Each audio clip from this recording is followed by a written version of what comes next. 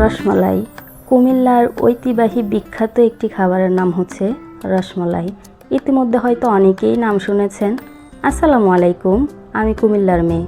আজকে আপনাদের সাথে আমি কুমিল্লার বিখ্যাত রসমালাই রেসিপি শেয়ার করব। আশা করি আপনাদের ভালো লাগবে। ভালো লাগলে অবশ্যই ভিডিওটি শেয়ার করবেন। তার জন্য প্রথমে একটা হাঁড়িতে আমি নিয়ে নিলাম 2 লিটার পরিমাণ তরল দুধ, 1 টেবিল চামচ বাটার। এখন ভালো করে নেড়েচেড়ে মিশিয়ে নিতে হবে। খেয়াল রাখতে হবে তলে দিয়ে যেন লেগে না যায়।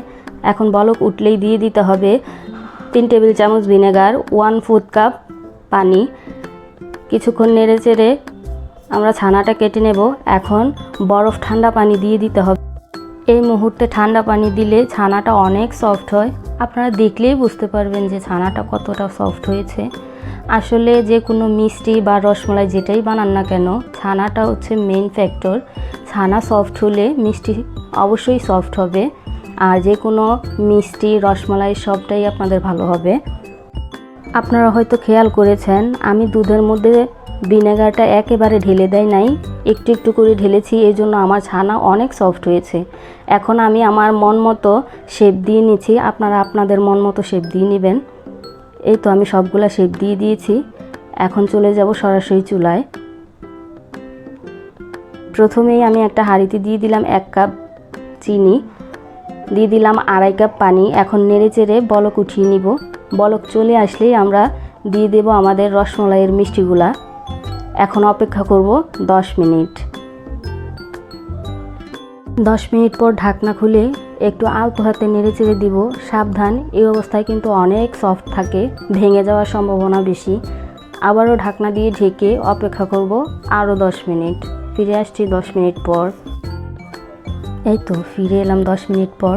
এখন চুলাটা বন্ধ করে মিষ্টিগুলা রেখে দিব 3-4 ঘন্টা। আসলে যত রাখা যায় ততই ভালো, ভিতরে স্যুপ করতে পারে।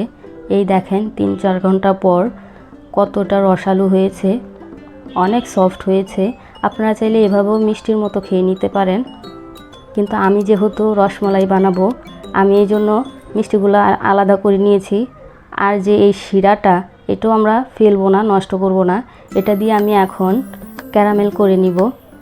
আপনারা যদি মিষ্টি আরও খান তাহলে এখানে আরও 1/4 কাপ চিনি মিক্স করতে পারেন। এখন এগুলা নেড়ে চেড়ে ক্যারামেল করে নিতে হবে।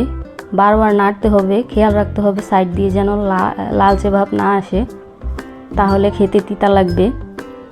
এখন কিছুটা পানি দিয়ে দিব।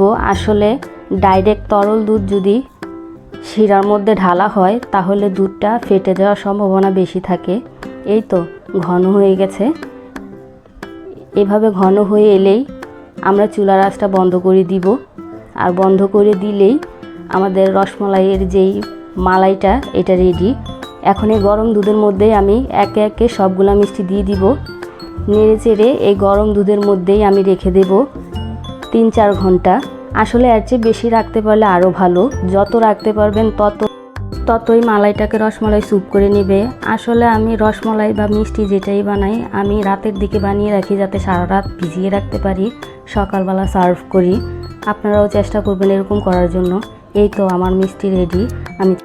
আমি সারা রাত ভিজিয়ে রেখেছিলাম, তার ফলে দেখুন কতটা রসালো হয়েছে, একেবারে পারফেক্ট রসমালাই। এভাবে রসমালাই বানালে কুমিল্লার বিখ্যাত রসমালাইয়ের কথা আপনাদের মনে পড়ে যাবে ইনশাল্লাহ। এভাবে বাসায় একবার ট্রাই করবেন।